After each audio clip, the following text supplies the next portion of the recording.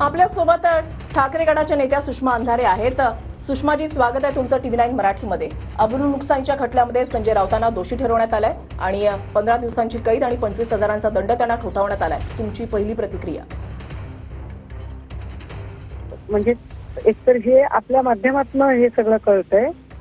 माझ्या हातात अजून निकालपत्र नाहीये। विस्तृतपणे मी त्याचे ग्राउंड्स काय आहेत ते वाचलेले अभ्यासलेले नाहीत।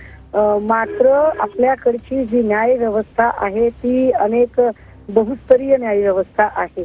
त्यामुळे जेव्हा प्रथम स्तरावर जेव्हा शेवटी न्यायालयाने आम्हाला काही गोष्टी सांगितलेल्या असतील, निश्चितपणे न्यायालयाने नोंदवलेल्या निरीक्षणांचा आम्ही आदर करतो।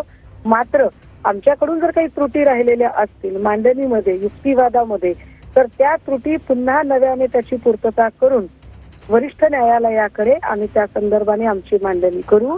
लगेचच शेवटी न्यायालयाने असं म्हटलं म्हणजे संजय राऊत लगेच गुन्हेगार, आरोपी, मग सजाए मौत असं वगैरे चित्र निर्माण करून जे काही भाजपच्या लोकांकडून विलाप करायला सुरुवात झालेली आहे, कधी पहिल्यांदा स्वतःचे गिरेबान बघावं। आपले हात किती घाणेरडे आहेत, आपली मनं किती कलुषित झालेली आहेत, आपण कसे एन्काउंटरच्या नावाखाली लोकांचे मर्डर करता हे आधी चेक करा आणि मग दुसऱ्यांना बोला।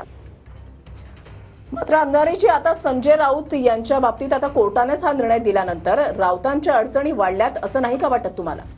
अहो, मी तेच म्हटलं की न्याय व्यवस्था ही बहुस्तरीय आहे।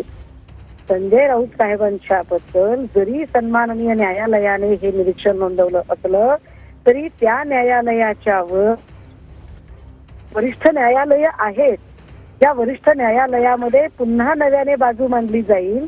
जर खालच्या न्यायालयाकडे आमच्याकडून मांडताना काही त्रुटी राहिली असेल, काही महत्वाचे मुद्दे अनावधानाने सुटले असतील, काही महत्वाचे बाजू आमच्याकडून अनावधानाने राहून गेली असेल, तर त्या सगळ्यांची पूर्तता करत पुन्हा अजून ताकदीने आम्ही वरच्या न्यायालयात बाजू मांडू ना। म्हणजे काही लगेच आमचे सगळे मार्ग बंद झाले आणि अंतिम न्यायालय असं काही नाही ना।